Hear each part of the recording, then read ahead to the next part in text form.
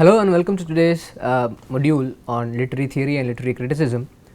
In today's lecture, in this part of today's lecture, we will be looking at post-structuralism. So, what is post-structuralism?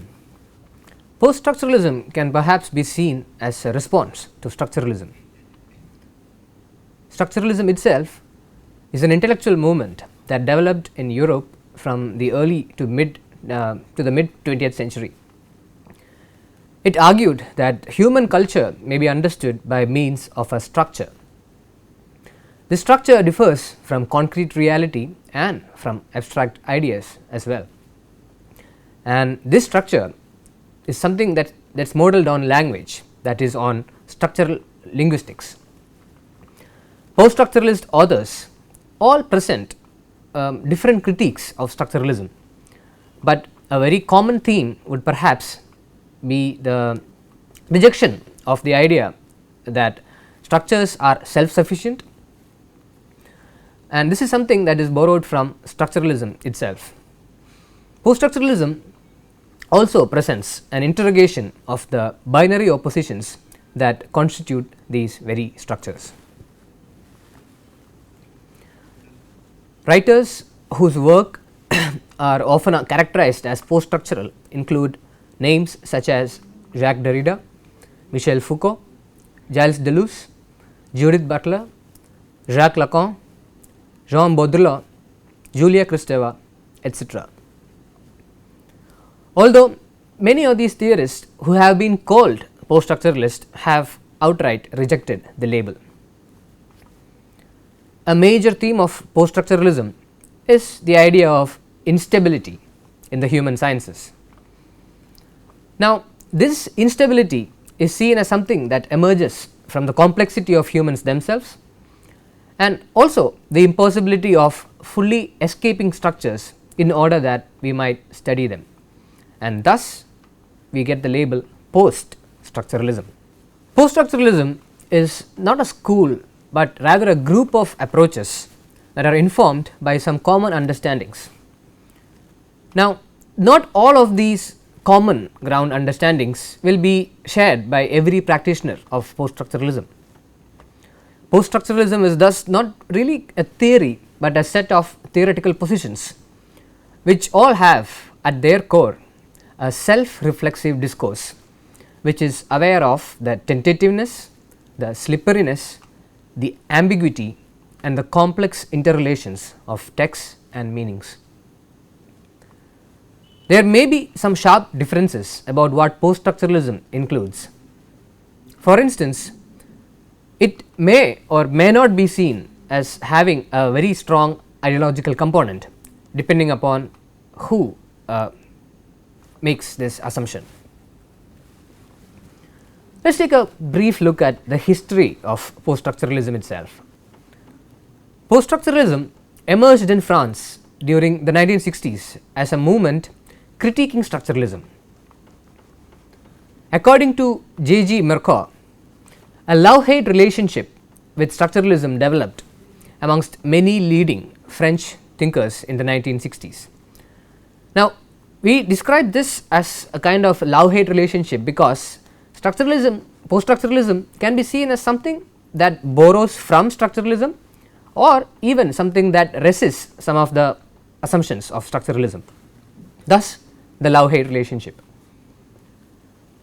The period was marked by the 60s was marked by political anxiety as students and workers alike rebelled against the state in May 1968 in France. This revolt nearly caused the downfall of the French government.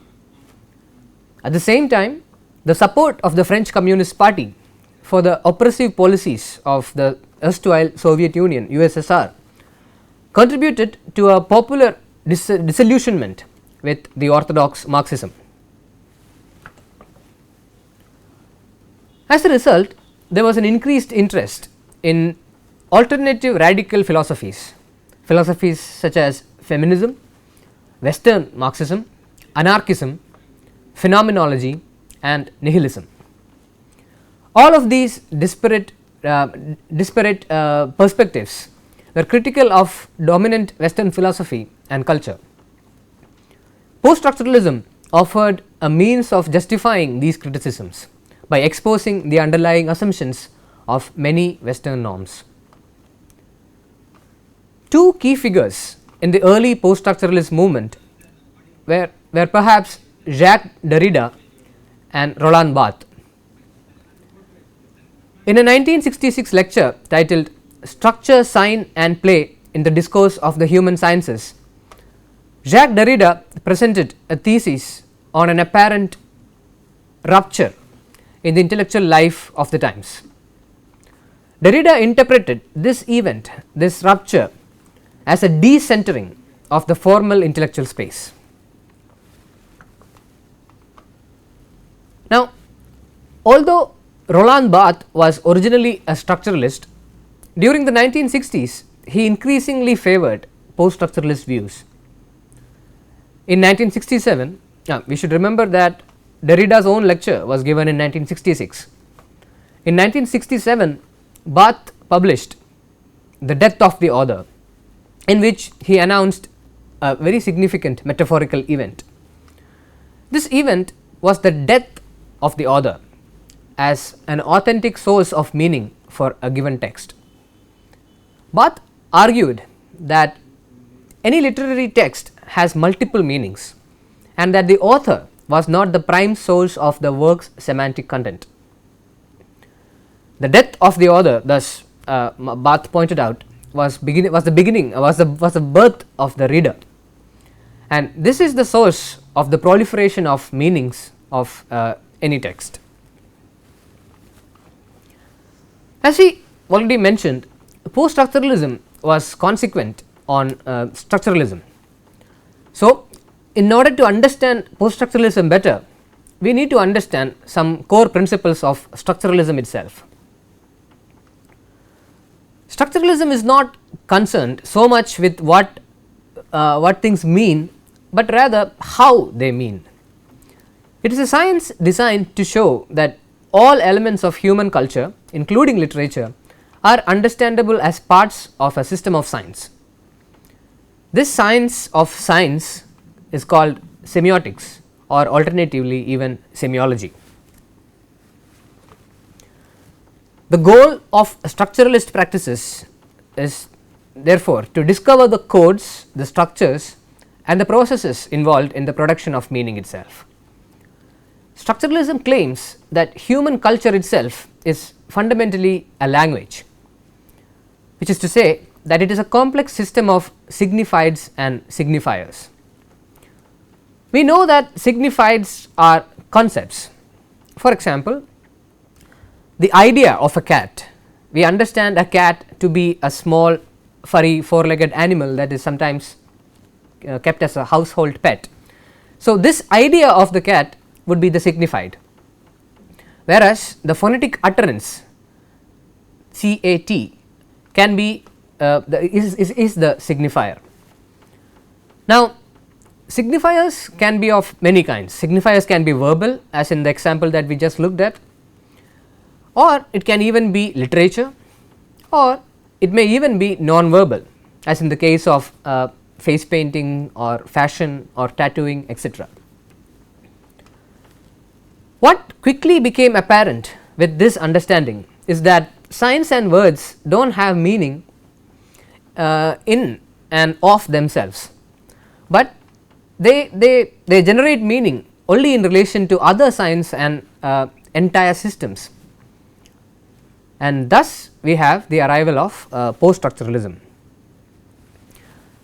This is to say, to go back to our previous example, we do not have a fundamental understanding of what a cat is. This is because the word and the concept are not intrinsically linked, which is to say that I would probably understand what a cat is by understanding how it is different from a cat, from a rat or a bat, how it is not a cat, a rat or a bat.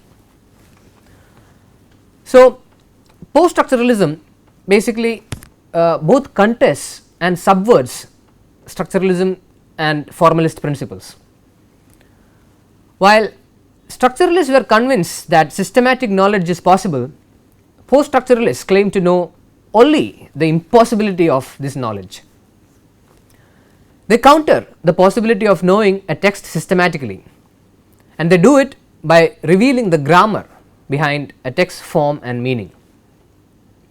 This is based on an understanding that all signifieds are also signifiers, and thus it becomes impossible to fully know a text. And with that we come to deconstruction. The post-structuralist is chiefly engaged in the task of deconstructing a text or a particular or accepted reading of the text. This very process is called deconstruction. Deconstruction can be roughly defined as perhaps applied post-structuralism. Deconstruction is often referred to as reading against the grain or reading the text against itself, as Terry Eagleton tells us. Another way of describing this would be to say that deconstructive readings uncover the unconscious rather than the conscious dimensions of the text. All of the things that an ordinary reading of the text would gloss over or fails to recognize are brought to the forefront through the practice of deconstruction. For example, let us look at a practical way of deconstructing the novel Huckleberry Finn. Now, this novel is sometimes thought to be it's more often thought to be a very important work on human rights.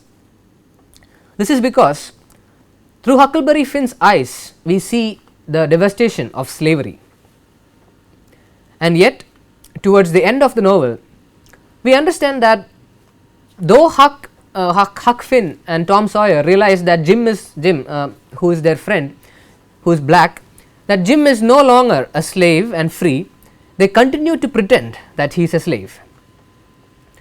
We see that he is locked up and degraded in multiple ways.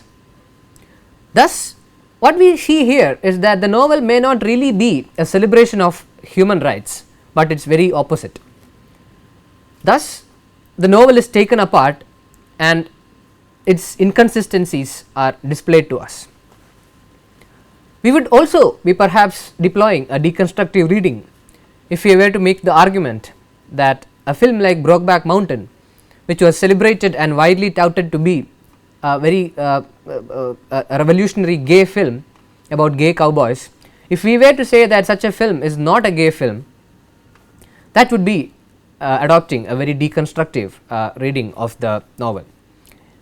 It would require us to watch intricately the various aspects that function or inform the film and see how it does not really contribute much to gayness or gay agency. It might be seen as something that goes back to the epistemology of the closet. Both these would be practical ways of deconstructively reading a text. Thus, this practice of reading has been called oppositional reading, which is to say reading the text with the aim of unmasking the internal contradictions or inconsistencies within the text. This aims to show the disunity which underlies its apparent unity. We should note here that the aim of new criticism, by contrast, had been precisely the opposite of this practice, which is to show the unity of the work beneath the apparent disunity. And while deconstruction aims to show the disunity of any text, this disunity is understood to be a product of language, the very nature of language itself. Deconstructive criticism posits an undecidability of meaning for all texts. The texts reveal contradictory discourses and gaps within itself. This is because language itself is unstable and arbitrary. The critic does not undermine the text already is capable of dismantling itself. Its own rhetoric subverts or undermines its ostensible or surface level meaning.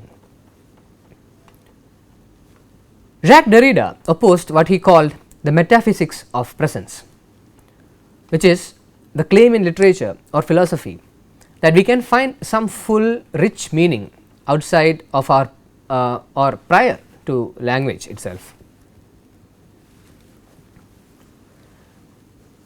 This decentering of text reveals incompatibilities, rhetorical contradictions and undecidability within text, which means that what this lends to deconstruction is often an element of playfulness.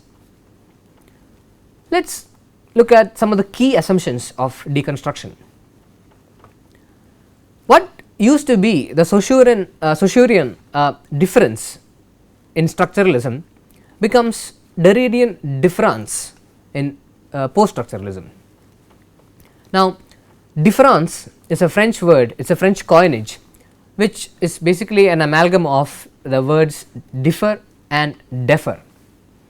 To be different, so it implies something that requires that needs to be understood as different, but also something that has to be perpetually deferred, something that is very elusive and not available to stasis and meaning. Now, linguistic difference creates the effect of decidable definite meaning. However, in language, meaning is actually deferred from one interpretation to another in an endless play or movement.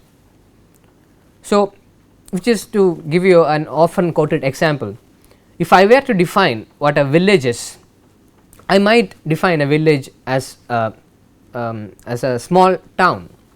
However, that does not tell me anything about the village. It has just transferred my understanding of what a village should be by juxtaposing it with that of a town. So, in order to understand a village, I am forced to confront the elusiveness of meaning that takes me now to understanding a town.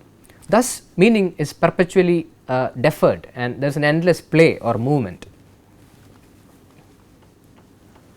The structures of binary opposition that are essential to a logocentric language are actually hierarchies, and they are not defined simply by differences alone, but by privileging one term at the expense of another.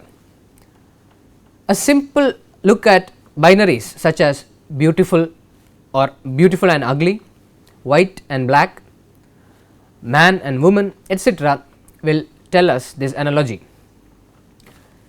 Deconstruction demonstrates not only that such hierarchies can be inverted or reversed, but also that the whole opposition can be undermined or even collapsed. Since the first term in these binaries are defined by excluding the second, it requires the second for its own meaning.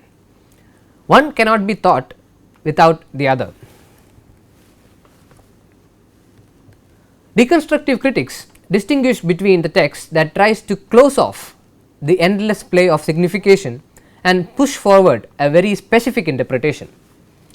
Such a text is called a readerly text, and the text that opens itself to many different meanings becomes a writerly text, one that puts the writers that's a text that puts one in the writer's or the producer's position, encouraging the creation of one's own play of meanings.